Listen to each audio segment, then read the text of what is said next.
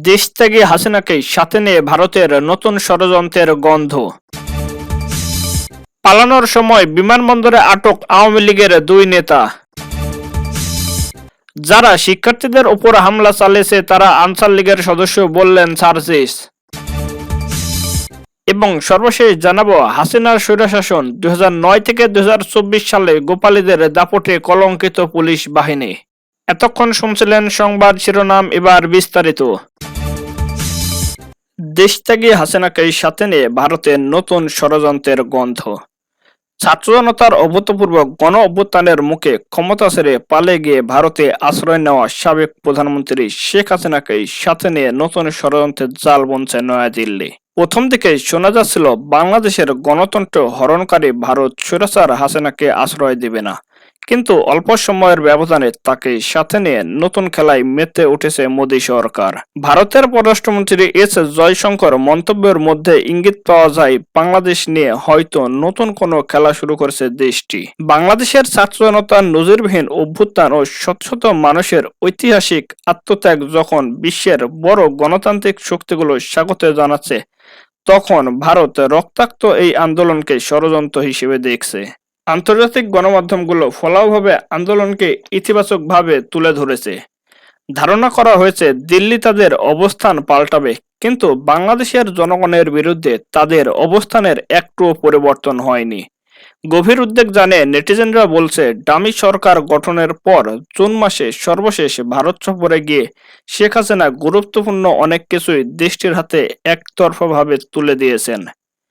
বাংলাদেশের ভিতর দিয়ে ট্রানজিট, গোয়েন্দা ও সামরিক ক্ষেত্রেও স্পর্শকাতর কয়েকটি বিষয়ে দেশের জনমত ও সার্বভৌমত্বের বিরুদ্ধে গিয়ে নয়াদিল্লিকে দিয়ে দেন তিনি।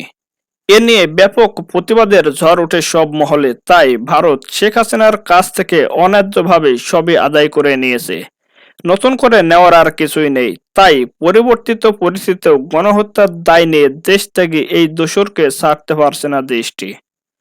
ফেসবুকে ভারতের ষড়যন্ত্র নীতির সমালোচনা করে শিহাবুদ্দিন লিখেছেন, ভারতে পররাষ্ট্র নীতি প্রশ্নবিদ্ধ। এরা প্রতিবেশী কারো সাথে ভালো আচরণ করে না, যার জন্য আফগানিস্তান, নেপাল, মায়ানমার, শ্রীলঙ্কা, মালদ্বীপ, অবশেষে সবচেয়ে নিকটতম প্রতিবেশী বাংলাদেশেও লাথি খেয়েছে। এরা সামরিক নীতির ষোলকলা নিয়ে মজা নিতে আগ্রহী। কাউকে তোয়াক্কা করে না ভারত। বন্ধু বদল করা যায়, প্রতিবেশী না। তাই প্রতিবেশীর সাথে ভালো ব্যবহার করো, সুপার পাওয়ার গড়ো। দেলোয়ার হোসেন লিখেছেন, ভারতে বসে দেশ বিরোধী ষড়যন্ত্র করছে এবং তার ছেলে সামাজিক যোগাযোগ মাধ্যমে গুজব ছড়াচ্ছেন। অনতিবিলম্বে এদের দেশে ফিরে এনে বিচারের আওতায় আনা হোক। ভারতীয় দাদারা বলতো, আমাদের ৭১-এর স্বাধীনতা তাদের করুণার ফল, তাই তারা কারণে অকারণে তাদের আধিপত্যবাদ চাপিয়ে রেখেছিল। বিনা ভোটের হাসিনা সরকারের একচ্ছত্র সমর্থন দিয়ে টিকিয়ে রেখেছিল। মজার বিষয়, তিনি পালিয়ে সেই দাদাদের কাছেই ফেরত গেলেন। তবে বৈষম্য বিরোধী ছাত্র আন্দোলনে ভারতীয় দাদাদের অবদান শূন্য এবং বাংলাদেশের দ্বিতীয়বার স্বাধীন এদেশের মাটিতে কোনো ভারতীয় দাদাদের মাতুব্বারি চলবে না। ভারতের মাতুব্বারি তো দূরের কথা, কোনো দেশের দালালি চলবে না। আমরা নিজেরা নিজেদের দেশের ভালো মন্দ বুঝবো। যে বা যারা দালালি করতে আসবে, আমরা জনগণ তাদের নির্মূল করে ছাড়বো ইনশাআল্লাহ। আমরা আর ভারতের দাসত্ব চাই না। বাংলাদেশ থেকে রকে উচ্ছেদ করতে হবে। তাদের সাথে আমাদের সম্পর্ক থাকবে বন্ধুর মতো।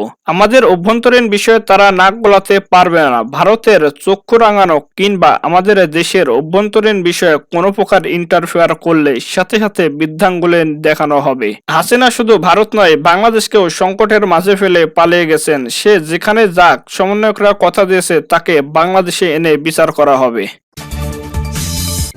পালানোর সময় বিমানবন্দরে আটক আওয়ামী লীগের দুই নেতা।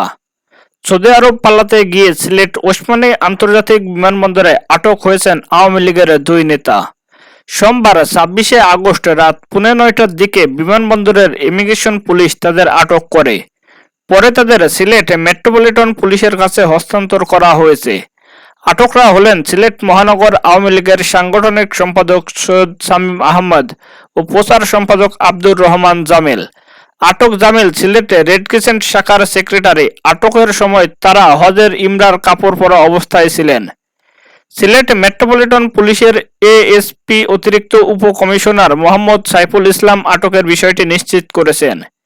বিমানবন্দর সূত্রে জানা গেছে, আটক আওয়ামী লীগের দুই নেতা বিমান বাংলাদেশ এয়ারলাইন্সের একটি ফ্লাইটে সৌদি আরবের জেদ্দায় যাওয়ার কথা ছিল। বিমানবন্দরের কয়েকটি নিরাপত্তা স্তর পেরিয়ে ইমিগ্রেশনে চলে যান তারা, কিন্তু ইমিগ্রেশনের সময় তাদের আটকে দেওয়া হয়। পরে বিমানবন্দরে জিজ্ঞাসাবাদ শেষে তাদের কোতোয়ালি থানায় সোপর্দ করা হয়। আটকের সময় তারা হজের ইহরাম কাপড় পরা অবস্থায় ছিলেন।